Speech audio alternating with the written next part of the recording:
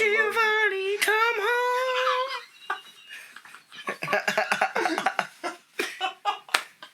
Giovani, I was wrong.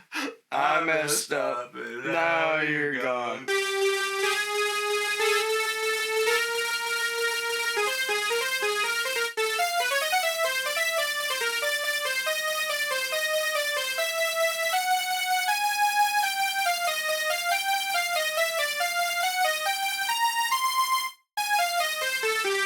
Moving on, though, we get to a very charismatic fellow. You meet him when you first meet the professor of the game. Very early on. Enter Lysandre. Flamboyant. It's the first words I had to describe him. You're very convinced he's just kind of eccentric. Because you've known about Team Flare, you know he's the bad guy, but he's just talking about beauty and passion, and he just seems a little weird. He definitely just comes off as a strange Frenchman, and you're he's a French guy. I guess, man. Well, to be fair, Professor Sycamore comes off as weird, too. Yes, so you're like, these are French people, whatever. Yeah, these are weird, whatever. And then you go beyond that, and you enter your first cavern, and then Team Flare attacks you, and you're like, that's a similar color scheme to Lysandre, but they aren't really doing much there. And then you head to Geosenge Town, and there's this weird thing, and they're trying to decipher runes. Geosenge is very important. I love Geosenge. Yeah.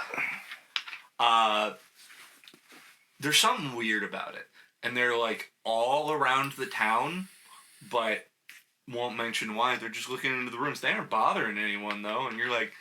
Whatever, I guess, you kind of know they're up to no good, but you can't prove anything, so... And then again... That, by the way, a realization occurs. How many power plants does this make?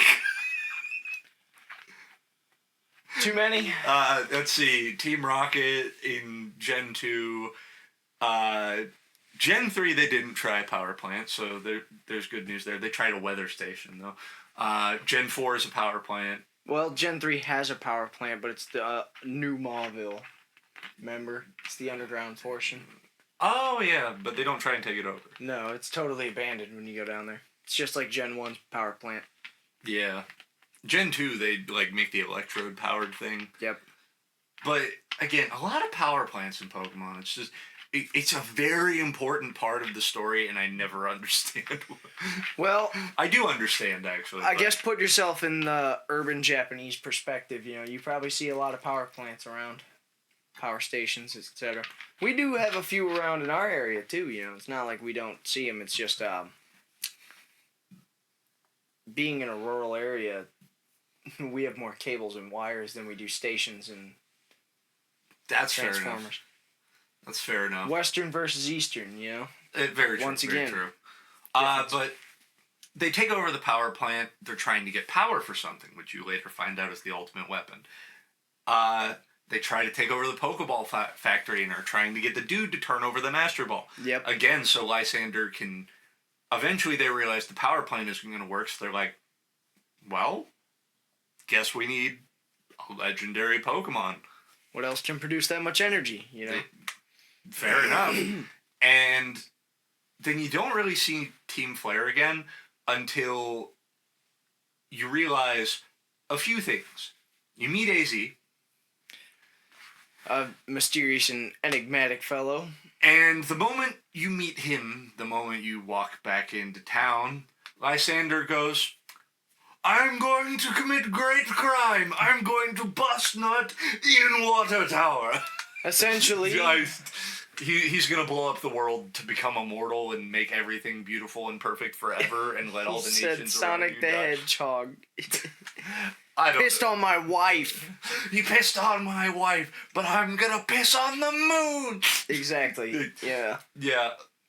Lysandre really does give Dr. Eggman vibes, especially with the robot arms. Oh, yeah, and he, very, very flamboyant. Very flamboyant, the bright red. Is Lysandre just Dr. Eggman? I'm gonna be real. I mean, he's even got the crazy... His mega is Gyarados, the big blue thing. That's true, man. I mean, when you're breaking it down... Lysandre is Dr. Eggman confirmed. They're one and the same. They're one and the same. I just have this image of Lysandre, like, in the floating, like, car that Eggman has, being like, beauty! Beauty and immortality! Follow me, citizens! Alright. Oh, shit. Anyways. Lysandre, I don't really know what his plan was. He wanted to destroy Kalos and let it return to its natural state. I guess, man. I mean, he included himself in that. That's true too, I guess. He at least knew what was going down. You know? That's true. He did know what was going to happen, and then, or at least so we thought, he died. Can't talk about more. Dylan hasn't finished his EA yet. I really want to talk more about Lysandre, but I have a lot. That's a whole thing. So look at me. I work at home. I'll tell you this. I'll tell you this. It involves N-A-Z and Lysandre. I think I called that shit. They don't actually fully explain what we're thinking, but it lends a lot more credence to the theory that we had. I called that shit. Anyways. Lysandre, good villain. He's fun. I think he's very fun, but plan not very well thought out. I think Lysandre, when you hold him onto the pedestal of like Cyrus and Giovani, how they just had a goal in mind and they chased after Giovani, it. Gastus. When you look at these guys and how they had this goal in mind and chased after it, he falls down more towards like Maxie and Archie, where like. Yeah, but I gotta give him above those two, because at least he knew what was gonna happen. That's true. That's true. He did not question. He knew. Yeah. Destruction, death. Unlike Maxie and Archie, it was where they're like, we're gonna save the world. Lysandre was like, yeah, I'm gonna blow up the world. Yeah, he was like, goodbye. Bye. Goodbye, have a beautiful time. Have a beautiful time. And then, right, so we end with Lysandre. We go on. Funny if the video ended right there. Well, that's where part 1 ends. Okay, perfect. Bye. Dude. All right, cutting into part 2. After Getsus, and Lysandre, who so I skipped those games, so yeah, welcome to part next 2 here. I might end up putting part 2 somewhere else. And taking that part 1 and putting it right after Gen 5. Who knows, depending on time. We're technically right after Lysandre right now, but I might move this somewhere else to make the videos more digestible. Yay! They are long this time. Good news is I have 2 weeks to edit because we're taking Thanksgiving off. If you're seeing this, I don't know when. Yeah. So... now we're on to Lysandre. And we're actually on to 3 separate villains. All in the same games.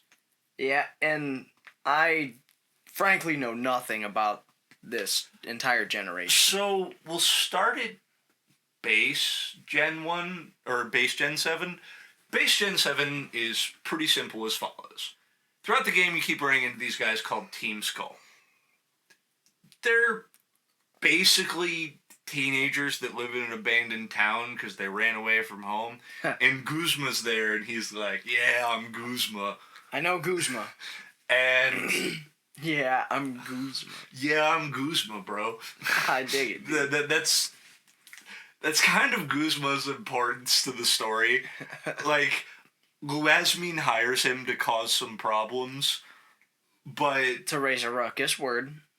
And they do end up helping out. Like, Team Skull is kind of forwarding Lysandre's plan, but Guzma's just like, I do what I want, yo, and it kind of works out. And my favorite thing about Guzma is, so you know how there's Z moves in Alola? Yeah. He has literally stolen every single Bugnium Z in the region, so he can be the only one to use Bug-type Z moves. What a man. What a man. I didn't want that for my B drill anyways. You get it after you beat him, but it's yeah, just... but you know, that's it's a silly, so funny to me. silly character. I like that. Guzma is definitely, like, they live in an abandoned mansion, and, like, Guzma just has a throne in it, and he's kind of just like... King of the castle, king of the castle. He's like, I'm gonna give you a noogie, kid. Come here. That's kind of Guzma. That's the end of his villain arc. I think they're silly.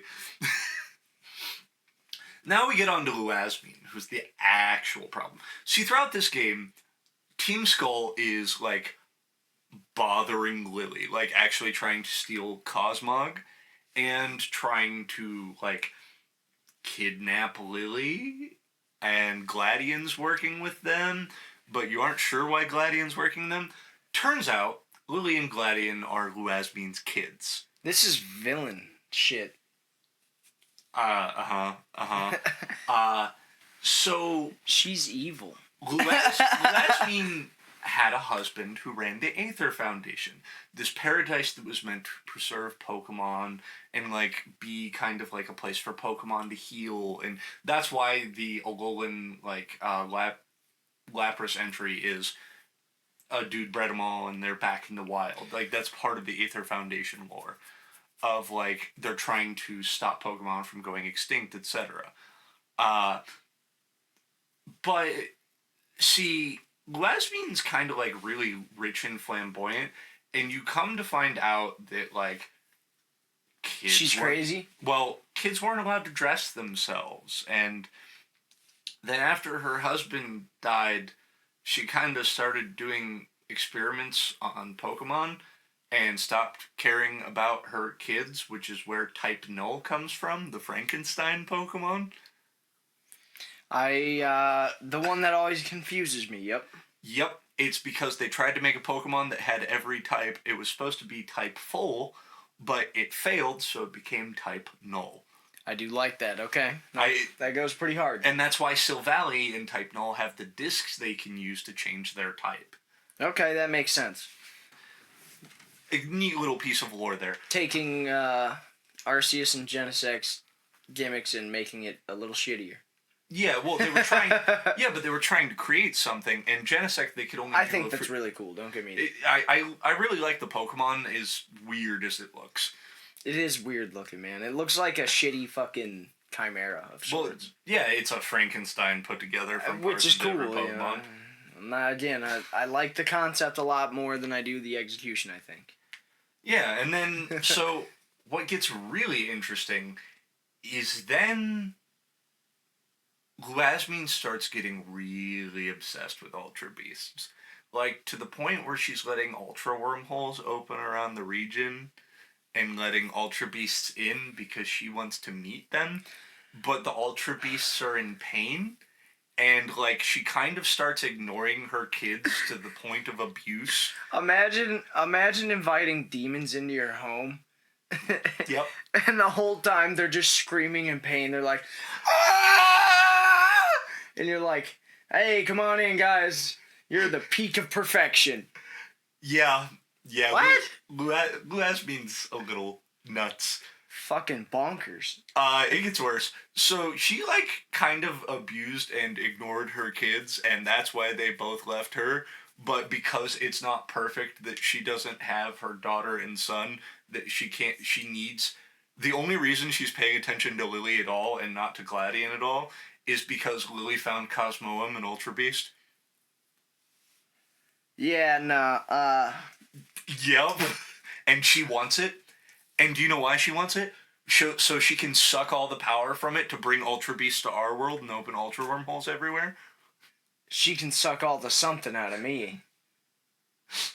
I'm gonna be honest, Dylan. I think she'd step on your balls and then walk away. Normally I have to pay extra for that sort of thing.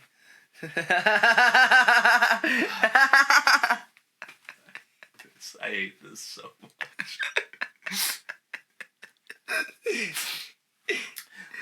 Yeah, here's the thing, though. She'd tell you she'd pay extra, and then she'd walk off and kick you in the face instead. I'm still into that, dude. I don't know, man. It's gonna... She stabs a sword up your ass. Okay, now we're talking. It's shish kebab. I'm dead. I can't win. Anyways, last means evil as fuck. But, like, selfishly evil, very sociopathic tendencies. I think that's her worst quality. And it's really elevated by the fact that on the Aether Foundation, there's a mansion.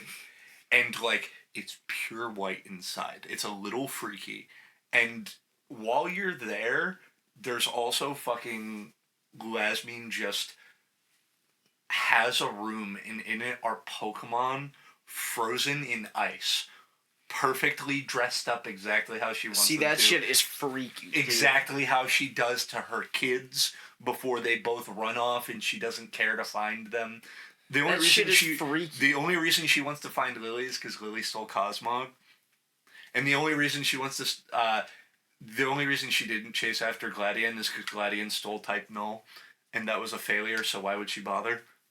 Huh.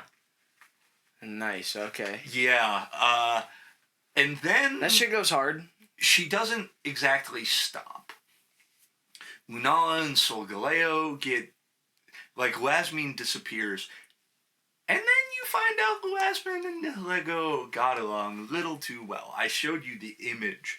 She is full-blown fused with this thing, and the already sociopathic tendencies she has become full-blown rage, and she tries to kill you. That shit goes so hard. Yeah. I don't know, I'm a huge fan of Lovecraft and his stories, and this is giving me huge, like... Yeah. H.P. Lovecraft vibes. She goes insane. In all the best of ways, you know what I mean? Oh, no, I won't lie. I think Glasmine is a very interesting villain story, because it's not one we've had or really will see. Yeah, Cyrus was a bit nuts, but... I doubt we'll see something like this again, though, because that is downright... Like... buck nutty, as the kids would say. Abusive, controlling in the worst ways. Not, like, in the Gestus way, where it's... I'm gonna manipulate everything into happening my way. That's Palpatine level evil. Yeah, we're used to that. We can get behind Palpatine level evil. That's like, I'm gonna summon Cthulhu and I'm gonna sacrifice my child for it. And I'm gonna merge with it. I'm gonna merge with Cthulhu because I think that's cool and interesting. What? This bitch is nuts. Full blown nuts. And then we get into Rainbow Rocket, which Rainbow Rocket, I'm not as familiar with the concept of. I'm a fan of them. I'm not too familiar with them either. I skipped that game. Glasmine is not really prevalent. She kind of takes a backseat to the story of... so she has a dumbass underneath her. His name is Faba. And Faba opens an ultra wormhole and out pops Giovani, and he's like, hey, we're gonna take over the world. And then he's like, and then Giovani goes, hey, Guzma, join my team. And Guzma goes, nah, and then fights them with you. Just because he's Guzma. Yeah, no, Guzma's great. We love Guzma. Go to Guzma. And Colress is there, and all the bad guys are there, but they have their legendaries. It's weird. But that's what makes it cool. It is cool. I don't know, I feel like it's supposed to be the penultimate of, like, check it out if these guys had won in their timelines. Again, I'm really not sure how, even if Archie won, how he's still alive. But I can see why Maxie's alive. Yeah, I mean, you can build a habitat to live in on the land there. Yeah, at the very least. Then... what are you going to do in the ocean? Lysandre became immortal the moment he fired that weapon, so... Yeah, no matter what, he's around. Yeah, that one makes sense, at least. I don't know. I still don't know how Archie's there. I'll be so... He's so hung up on it. I love that. But think about it. It's if Kyogre and Groudon had actually partnered with them rather than... That's true. Had their plan succeeded and not backfired, I guess is the better... Yeah. Okay. I understand that a bit more now. But moving from that, then we have Gen 8, which Gen 8 is real weird. And the reason they didn't do this in ZA, in case you're wondering, is because they did the Evil Corporation in Gen 8. Fair enough. And I think they did that as like a... Fair enough. Jump. So first off, Team Yellow's in the game. Anyways. I really don't. Again, I skipped these games. I don't have any opinions on it. Like, Good job. I'm proud of you. I have nothing to say. I heard not good things, and I would like to keep it that way. I think I don't want to do the experience myself. You could play through it. I said you could. I didn't say I would. I didn't say you should. I said you could. Moving on. You could also chop your balls off. That's it. At least Aegislash is in that game. Yeah. But no, Gen 8, as you go throughout the game, you keep running into this chairman, and Beat is endorsed by the chairman, and he's kind of just there. He runs the company that powers everything in the region. And Dynamaxing has become huge. He's a big endorsement of the Dynamax battles in the gyms. He's kind of just around. He's not like a part of the story a bunch, but he's like there and like, oh yeah, you know, whatever. And then you kind of find out through a weird way that he's been, the reason the wild Dynamax Pokemon have been showing up is because he wants to use Dynamax power to like build a new power generator. I don't know, man. Chairman of business. And then Eternatus shows up, and the first time you see the legendaries is during a boss fight, and you already have them, and then they run away, and you catch them in the post game. Yeah, sounds like a miss from me, dog. Gonna be real. The battles in the gyms were kind of cool. Gigantamax was terrible, but I at least enjoyed... I also enjoyed the fact that Rayhan, the final gym leader, wasn't a type-based trainer. He was a Sandstorm team. That's pretty fun. Only gym leader they've done that with since. Why? Because they don't want to put that much thought and effort into the game. And yeah. Anyways, Gen 9. Team Star, they weren't bad guys. We already know this. No. And no. Now I do want to talk about the real villains. AI, Turo, and Sada. AI, Turo, and Sada. Now, AI, Turo, and Sada are supposed to be near exact copies of near exact, but they are AIs programmed to do what the AI is programmed to do. Yep. Now, you find out they've left Arven basically abandoned in their house to fend for himself. Since childhood, by the way. Since childhood. And he says they used to come home. He does say that. But you never find out why they don't come home till the end of the game. It's because, well, real them ain't around anymore. He said, "You're dead!" Hey kid, your dad's dead. You're coming with us. What? Yeah, you're coming with us. Pokemon CPS. I pictured it more like Guardians of the Galaxy and Yondu. Fair. But so Arven's there. He's pissy and it makes you understand why he likes Mabostiff a lot more, because that's literally the only family he has left. Yep. That's all. It's a dog, man. And you kind of feel really bad for him when you realize that. We've all had an animal get old on us at one time or another, you know? But imagine that's your only family member. Yeah. That's rough. Never gets easy. No, and throughout the game, they're kind of there telling you what to do, and they're like, hey, stay away from the Paradox Mons anyways, bye. Yeah, no, you briefly hear from the professor on and off.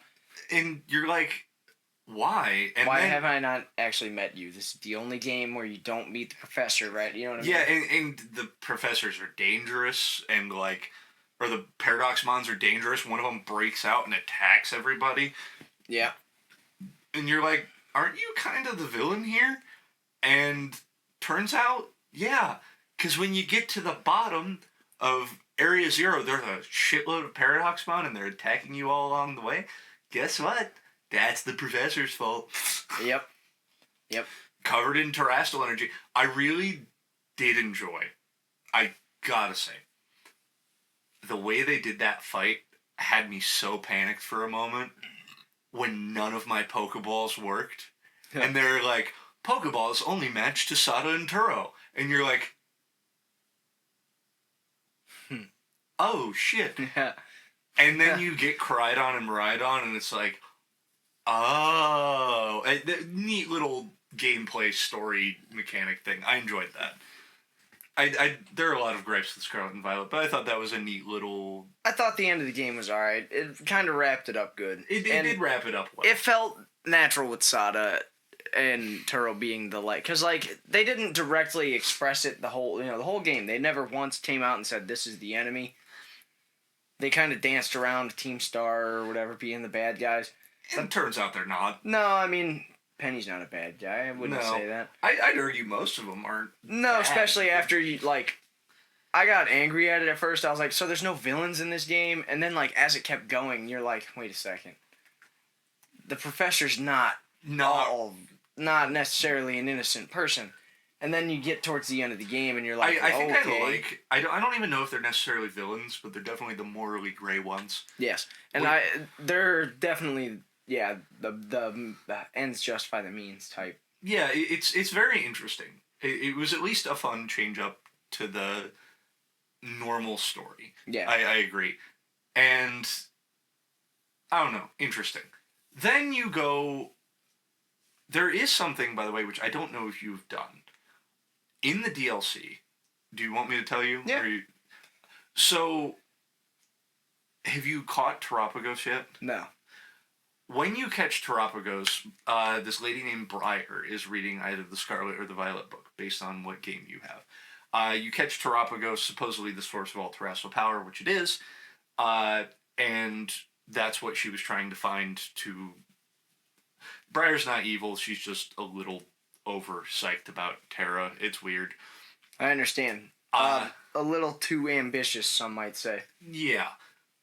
But you get the Scarlet and Violet book, and at the end of the game, on top of a mountain in Kitakami, you meet the professor for the first time.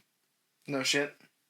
They time travel briefly and meet you on top of the mountain, and you give them the Scarlet or Violet book that starts their obsession. Is that not a paradox? And if it's...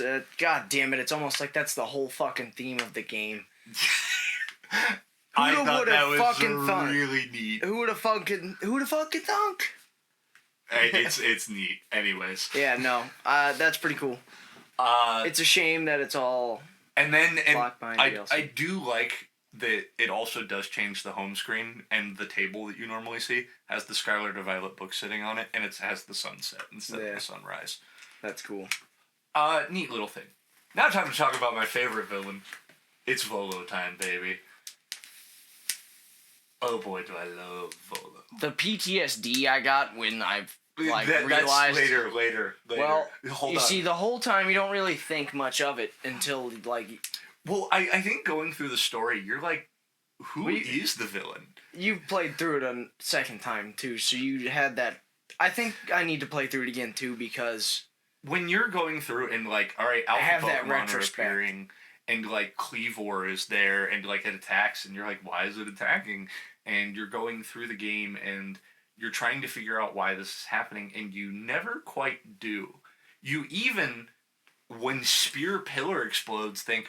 Okay, well, it's whichever origin form whichever origin form I get, right? Yeah. And it's not. Well, that was what was manipulating the sky, but then Volo's there, and he's like, hey, buddy. Collect all these plates. Yeah, they have inscriptions on them. Isn't that weird? Here, that's kind of cool. I'll help you get all the rest of those. And then you're kind of like, Volo's kind of weird. But you're the first time he like is a little suspicious is with the statues, the broken one. He's like, there was a third. Did you know there was a third statue who Arceus rejected and broke and smashed him down? And you're like, No. Well, if you've played the games before, you're like, yeah. Why do you know about that though? Yeah. Yeah. And that was like, The first instance of him being suspicious, you're like, didn't I trust you anymore? Then he's like, let's just get these plates. It's not that big of a deal. We're friends. It's fine. And Volo's like been your friend throughout the entire game. Been nothing but helpful. Nothing but helpful. Gives you a place to stay when you have nowhere else to stay. And you're kind of like, no, Volo is so good to me. He can't be evil. I think in that brief moment, I'm like, well, Volo kind of knows some weird shit. He knows about Kojito. Maybe Kojito told him. That was kind of my thought. That's true. Like in that moment, my thought was, okay. Well, and his family's the lore masters and stuff. Yeah, like they're the Celestica people, which is why Volo's still alive. Yeah. As of ZA, which is wild. Well, dude. And then you get back to the top of Spear Pillar. You have 17 plates, and Volo's like, maybe it's up there. And you get up there, and he goes, I've had it this whole time. When the music started, you were like, oh, violent. And then, boom. And, yeah.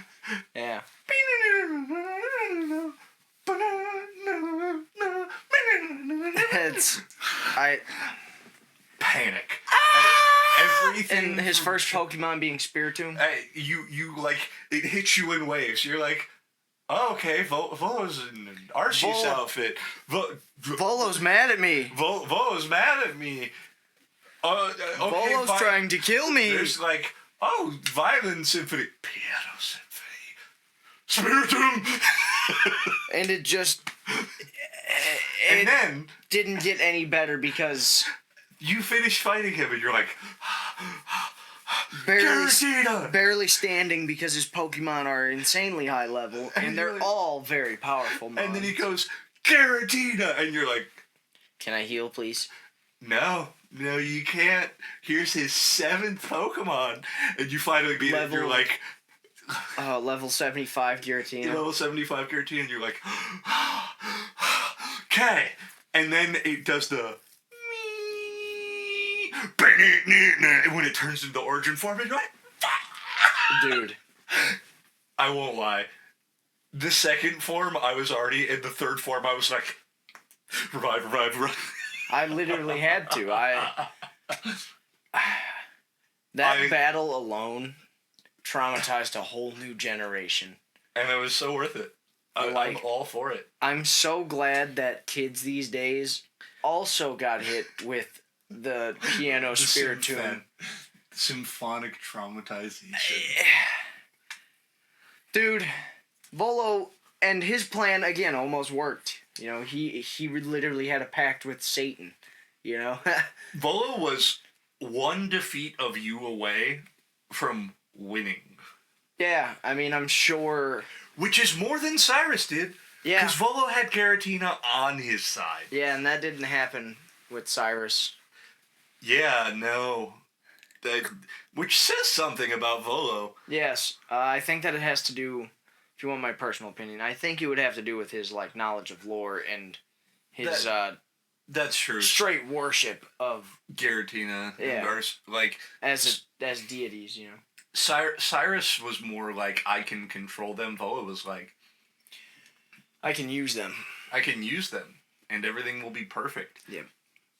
Very much the same plan as Cyrus, but a whole different way of going about it. Yes. Which I think Volo made Volo far more successful.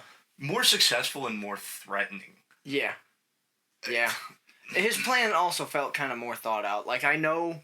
yeah, I said Cyrus had a great plan with... he had this step, It's also just such a different thing, though. Like, it's true. I mean, it's a way different time period, too. But just the fact of, like... Volo being there from the beginning and watching you gather the plates throughout the game. And he's the reason the alphas are going mad, and he's the reason the sky turns dark, and... I mean, it's all dude, his fault.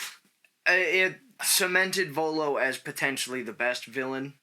Because... you didn't expect him to be. He quite literally gets you till the end. Even after you resolve all the problems. Yeah. He still got you. give him credit where credit is due. Of all of them, and I'm probably fucking beating a dead horse saying it again. I always say that the new games aren't very gritty. The Legends games did a great job of stepping that up and fulfilling that role that I've been missing. Arceus especially did a great job. Loved Arceus. Volo tries to kill you and let Giratina eat your soul. Like, yeah. I mean, oh God, Volo is such a good villain. And it came out of left field. Well, you getting such out of Galaxy Team was such an interesting twist. You could label Kamado as the villain for a minute there, Well, he's not even the villain. He's just scared. He's like trying to protect his people from something he doesn't understand. It's true, and it coincides with your appearance, so yeah. Facto facto, get out of here. It makes sense. But the reason Arceus summoned you is because Volo was there. That game could totally get an episode of its own, I think, because I have a lot I could discuss with that one. Yeah, well, we are going to go through them all. It's true. But, yeah. Overall, I think there are 3 ways we round out this video here. And I think the first one being our Pokemon of the Week. Say hello to Gligar. Yeah, he's there. He's poorly drawn. Well, he's beautiful. What do you mean? Look at him. And wanted. Have you seen this Mon?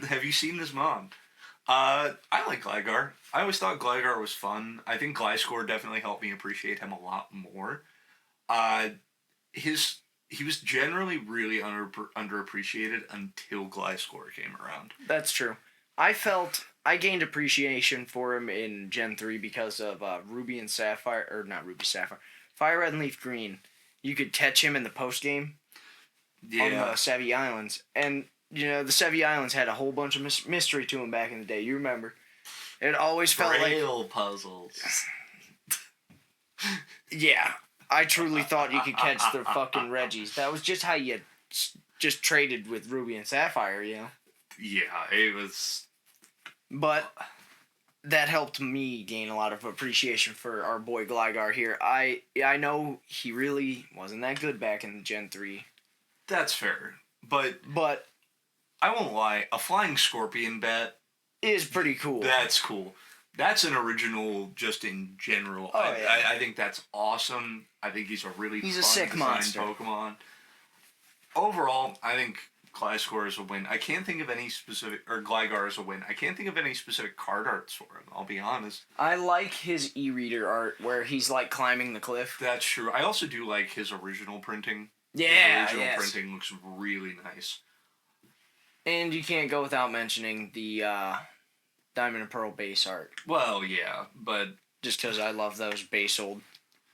Yeah. I think...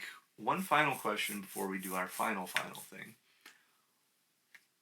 Kind of jumped to the Pokemon first. Who do you think had... If we had to rank the plans, I want to do 2 separate ranking systems. I want to do most evil to least evil. Guzma falls at the bottom there. Yeah. Guzma's just kind of getting paid.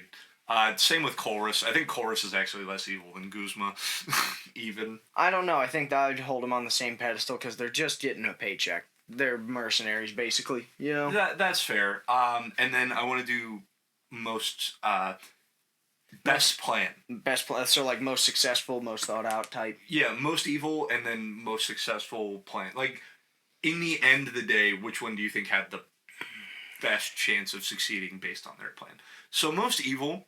I think bottom of the list we already have in place. I think right after that are Archie and Maxie. Okay, right middle of the road. Makes sense. Yeah, they were wanted trying to do something, right? At least. They thought they were helping, so to speak. And in reality, had they succeeded to control the Pokemon, they probably could make a world where it was fine. Yeah, I mean... Because they weren't trying to swallow up the land or swallow up the ocean. They were just trying to... Expand it. And I think Archie's would have gone worse. So just because Archie's plan is a little dumber, I'm going to put it above Maxie, but not by much. Fair. I think we then get into I think I'm going to put Petrol here. Yeah, I mean, he just wants Giovani back. Granted, He was doing a lot of the basic crimes that the rest of Team Rocket was doing, but he didn't do a whole lot of, like, big evil. And everyone knows Team Rocket's not good either, you know, but Team Rocket's not good, but trying to get the band back together is not a sin, you know what I mean? Actually, I have a question. Do you think Sada and Turo go lower on the evil tier, or do you think... I think they go higher, in my opinion. Honestly, my tier list is going to be mostly the same up until, unless you're putting Sada or Turo here. I think Sada and Turo I think are that their more plans are selfish than inherently evil. How's that? I think that they fall into the classic category of evil in the sense of they were blinded by their pride and hubris. That's very fair. And the which does put them above, I think, Petrol and Maxie and Archie weren't even trying to necessarily be evil. No, they just so happened to. And they thought it was the best way to go forward. Yeah. So, I think then we put, is it Petrel? I think so. It might be Petrel. Petrel, okay. I'm not sure. Somebody's gonna correct us. I know who like my top 3 evil are. So I think I'm gonna go with next least evil. I think I know my idea, dude. I almost want to slot Giovani in here. I'm actually gonna put Chairman Rose, just because he didn't have like an evil team to back him up. See, I kind of forgot about a whole generation. Yeah, don't worry, I like to forget about them too, but that's more. Then I'll put in Giovani next. I feel pretty comfortable putting Giovani. Because don't get me wrong, sure he wanted to rule the world, sure he wanted money, sure he was very abusive, but as we found and discussed, or there are much worse things than a businessman trying to make money in any way possible, Here is where I'm going to put Sada and Turo. Alright, I could agree. I think ultimately they were more focused on their goals than anything else. Like, it's that same type of evil as Lysandre, but Lysandre is... way amplified, yeah. It's the Jurassic Park thing. You wondered so long that if you could, that you never stopped asking if you should. You know? Yeah, exactly. Lysandre kind of went nutty, so that's a bit of a different argument. That's Lovecraftian. I definitely put her up above them. She's fucking bonkers. Now we have the more interesting ones. We have Gen 4. We have Cyrus. We have Volo. We have Gestus, who's really close to up there as the king of evil. And we have Lysandre and Lysandre. I almost want to put Lysandre below Lysandre. I think Lysandre goes below Lysandre. I can agree to that. Simply because, yes, Lysandre wanted to destroy Kalos and but he also wanted it to just return to its natural state. That's Ted Kaczynski level shit. That's evil, don't get me wrong. Motivation and definitely evil, but not... And not compared to these last couple. I mean, you just said not purely selfish reasons. He just got a little too absorbed in his idea and kind of went nuts. He literally is the Ted Kaczynski of Pokemon World. Like, he cared so much about the natural world that he was willing to destroy the manufacturer. I think if we're going most deliberately evil, it's Gestus for sure. Oh, absolutely. I was going to put him at number 1. I'm just torn between Volo or Cyrus as number 2 because they kind of have a similar goal. I think Cyrus, might be more evil because even the devil was against him. I mean, think about it, dude. That's such a good point. I mean, think about it. I think Volo... Yeah, Volo at least had Giratina on his side. Yeah, But I think Volo was full-blown ready to destroy the entire Sinnoh region and blame it on you. That's true. But, I was about to, say, in Volo's argument of being more evil, Volo also caused God to pull you out of another world and another timeline to solve this problem. Like, That's true. so I'm really torn on which one to put at number 2. I think we'll call it a tie. I think that's fair. I think it is genuinely a tie because Cyrus definitely did more directly and evil shit. physical pain and harm and. But Volo was master manipulator supreme. I think they both are at similar levels. He signed a pact with Satan. Yeah. No, I'm giving spot 2 to Volo. I'm giving it to him. I don't know, dude. I'm still torn because like Cyrus is evil, but yeah, but like Giratina worked with Volo. They had similar goals in mind. Okay, how's Cyrus this? went about I'll put Volo at 3, and then let's do our. So right now, I'm putting Volo at 2.5. We have from most evil to least evil. We have Gestus, Cyrus, Volo, depending on our discussion. Lasmine, Lysandre. Then we go Sada, Turo, Giovani, Petril, Archie, Maxi, and then Chorus and Guzma, with Guzma being... Chorus or Guzma, I really don't... I was going to say, the only ones I feel like we could argue would be the very bottom, Chorus or Guzma, and maybe if you want to swap Giovani and the professors, just, it depends on your views of evil. Yeah, I depends on your views of evil. I mean, some Giovani people out was there at least might... going to care for his organization. That's until true. He didn't. It's true. Until Mewtwo. Sada and Turo were more selfish. Yes. Driven by their lust for unknown knowledge, you know. Now, most successful plan, I gotta Getsus nearly got it, man. Chorus.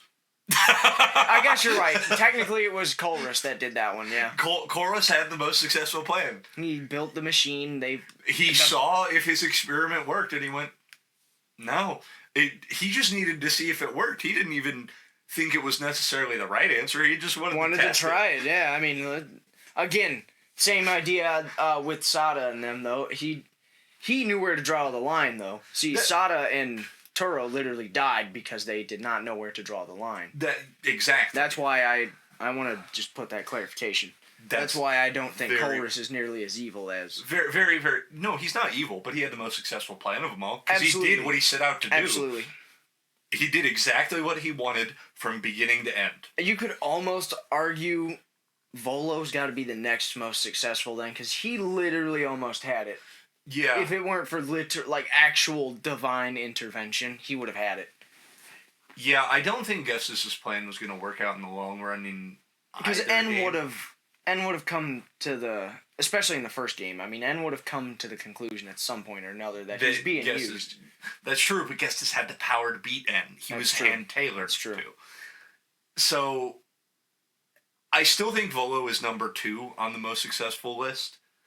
Giovani might be number 3. I might have to hit you up on that one because, over Gestus? Just because, think about, had you not stopped him at Silphco, he would have gotten the Master Ball, gone and retrieved Mewtwo, and resumed his plans. That's true. Giovani is definitely a good number 3. If not 3, put him at 4. I can understand why Getsus would be number 3. Gestus and Giovani, I think, are a good 3-4 tie. But I think Giovani had it he had it within his grasp more than... That's true. Again, you are literally the only thing stopping Giovani. Yep. So, yeah. Gestus is number 4. Well, Lysandre kind of succeeded, too, so I gotta... Lysandre actually... I gotta give him some credit. I mean, you stop him. I think he goes above Giovani and Gestus. He might have to, because, he kind of gets it. I mean, he fires off the weapon. It doesn't work how he intends, but he still does it. Yeah. I guess in that argument, is that a success or a failure?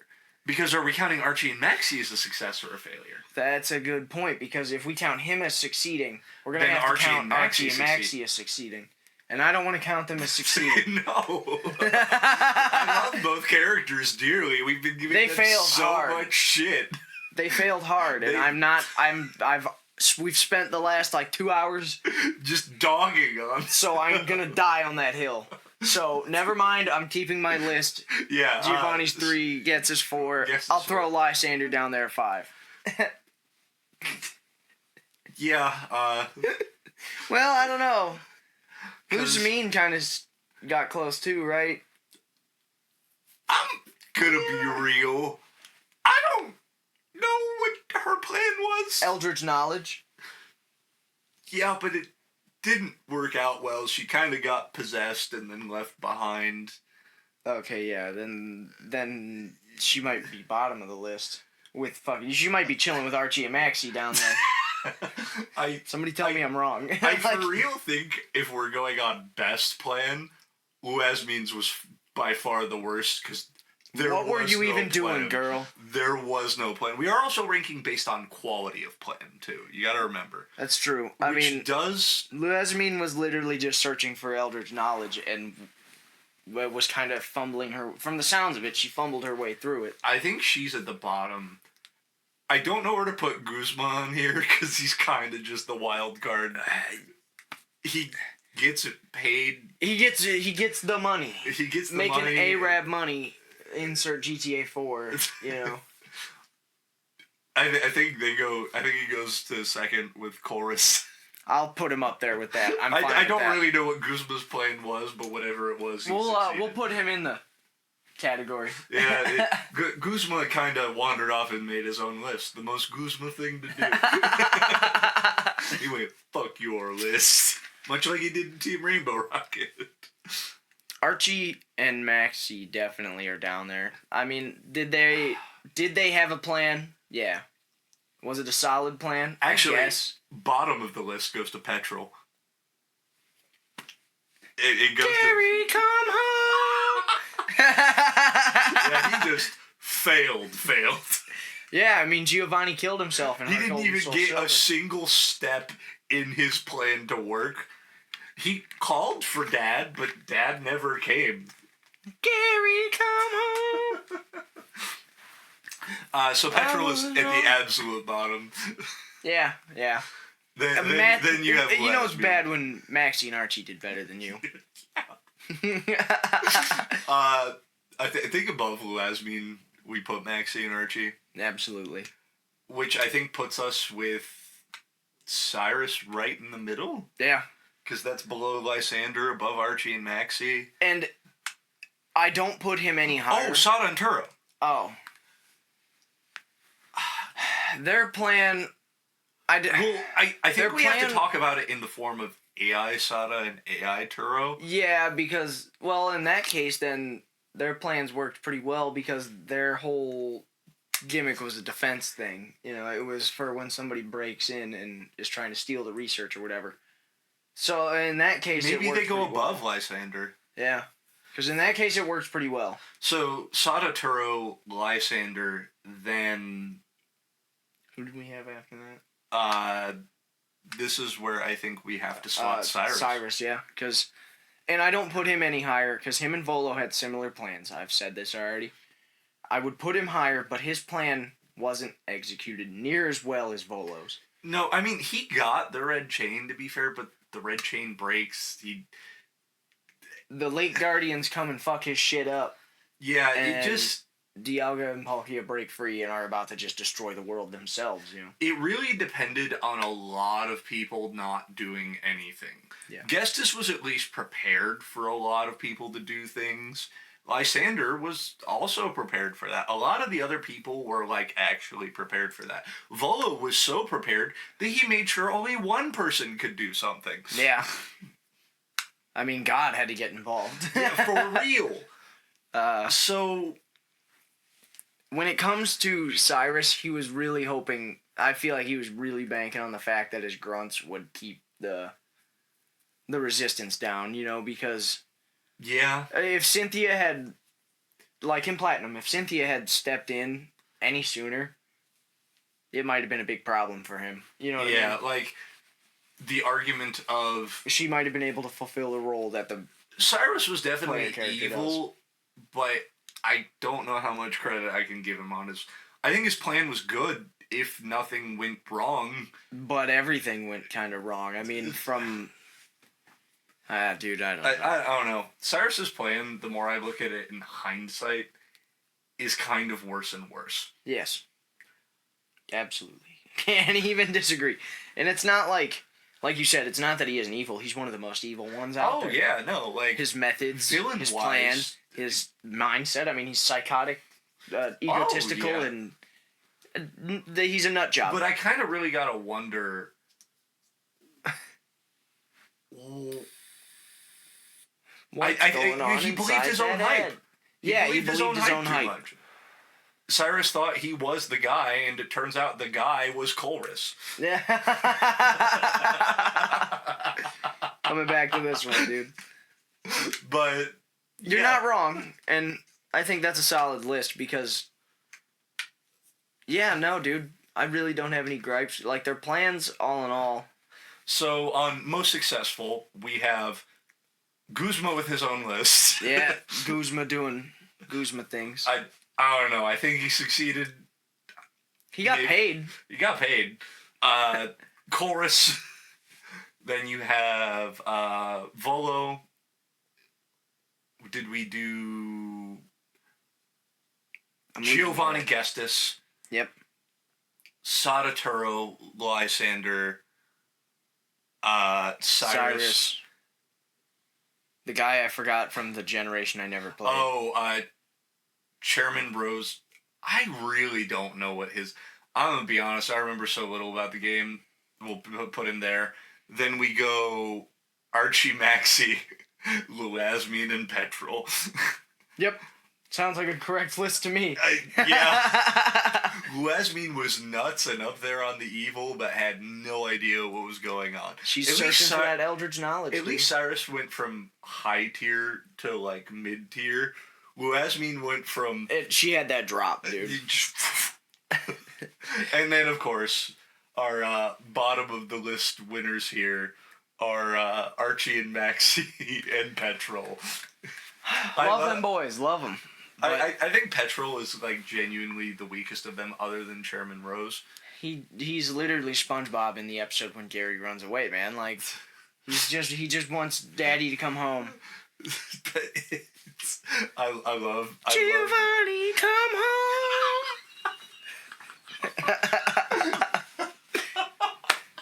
Giovani, I was wrong. I messed up. Now you're gone. No. Dude. All right. Yeah. I think that's all we have. Except it's not. Santa came early. Santa did come early. I managed to get my hands on some packs.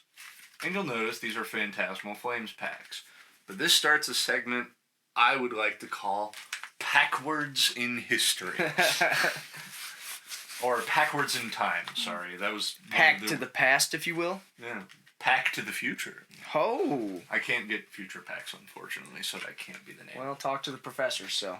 Maybe they'll figure it out for us. Yeah, but then they're going to be all weird and fucked up. Right, no. So what's a Gatchumon? But, Packwards in Time. We are going to start a Phantasmal, and slowly but surely, every episode, we are going to open packs. One further back in past. Now, every time a new set releases, we will be opening that pack on Packwards in Time, but that will be Pack to the Future segment of it. In the meantime, I've got 4 Phantasmal packs here, Dylan. Which ones would you like to open?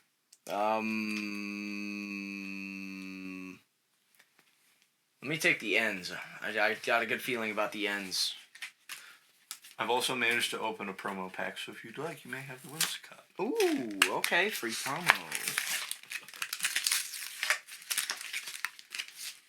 Alright, I got a Gengar pack. What'd you get? I caught a little punny Batman. Caught a little punny Batman. You know what I'm gonna do with that thing? No, Joker, you can't. You can't do it to the Pokemon, Joker. Yeah, Joker. Carvana, Charmeleon. Trap pinch off the rip, baby. Swine up, hell yeah. Milcery, Noetta, Honchcrow, Grimsley, Shark Cadet, I got a Honchcrow. Seal, and nothing. It's a Zacian. Got Absol. Liner. Absolutely nothing. A big old fat nothing. Woohoo. And on this episode of the podcast, we pull dog buns. It's because Jarrett's not here to increase the average luck by tenfold. Alright, dude, I gotta tear the blister open. Hold on. Yeah, hold on. Another Phantasmal Fames pack, this time a Heracross. And whatever Dylan got out of his Charizard. pack. Okay, here we go. That's because I'm going to pull the Charizard. Cole will murder me live on camera. Not even a joke. I'll post it too. Said the moment everything changed. Duraludon art in this set goes I pretty really hard. like that Lotad art. I said, bro, I'll trade you. Hey, Hey, Gligar. Gligar. Oh, we That's can add our that to boy. the binder for the Pokemon of the Week. Here, set him aside. That's our Yeah. boy. Absolutely. We got Prinplup. I got a Almost. Prinplup too. That was kind of Oh, and a Sharkadet as well for Jumbo Ice. Hey! for our Pokemon of the Week. Blowtorch Gliscor there. Crocodile. Crocodile. Meloetta. Bronzor and Genesect. Reverse Hollow Genesect. I got the regular hollow. Dugong. That's pretty good. 4-packs, no pulls, boys. That burns. That hurts. They call it Phantasmal Flames. We got Phantasmal Burnt. there. Guess what? We got fucking nothing. So thanks for tuning in this week. We are going to kill ourselves now. Bye.